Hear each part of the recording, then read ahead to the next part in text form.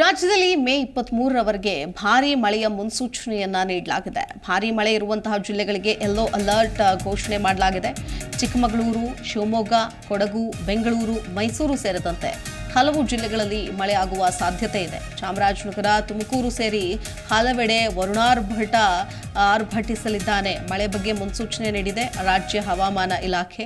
ಮೈಸೂರು, ಮಂಡ್ಯ, ಚಾಮರಾಜನಗರ, ಕೋಲಾರ, ಚಿಕ್ಕಬಳ್ಳಾಪುರ, ರಾಮನಗರ, ಬೆಂಗಳೂರು, ಗ್ರಾಮಾಂತರ, ಹಾಸನ ಜಿಲ್ಲೆಗಳಲ್ಲಿ ಗುಡುಗು ಸಹಿತ ಮಳೆ ಆಗುವ ಸಾಧ್ಯತೆ ಇದೆ. ಇನ್ನು ದಕ್ಷಿಣ ಕನ್ನಡ, ಉಡುಪಿ, ಉತ್ತರ ಕನ್ನಡ ಜಿಲ್ಲೆಗಳ ಹಲವು ಸ್ಥಳಗಳಲ್ಲಿ ಗುಡುಗು ಸಹಿತ ಭಾರೀ ಮಳೆಯಾಗುವ ನಿರೀಕ್ಷೆ ಇದೆ.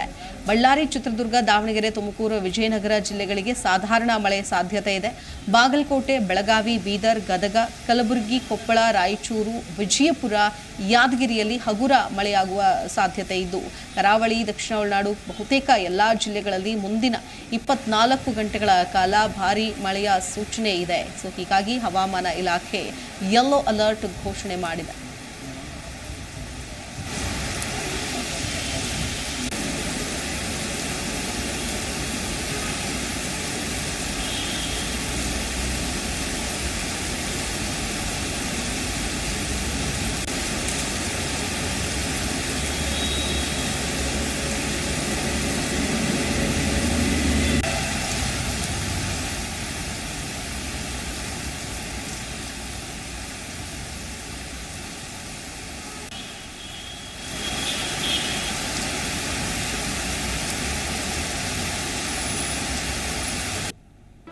ಜಿ ಕನ್ನಡ ನ್ಯೂಸ್ ಈಗ ನಿಮ್ಮ ಮನೆಯಲ್ಲೇ ನೋಡಿ.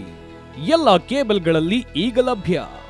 ಸನ್ Direct 292, Jio TV 1334, U digital 162, City cable 51, GTPL 17, Abhishek cables 821, Rockline telecommunication 51, Shri Basaveshwara number 60, Vinayaka digital number 53, In digital number 896ರಲ್ಲಿ ನಿಮ್ಮಿಸ್ತದ ಜಿ ಕನ್ನಡ ನ್ಯೂಸ್ ನೋಡಿ ಆನಂದಿಸಿ.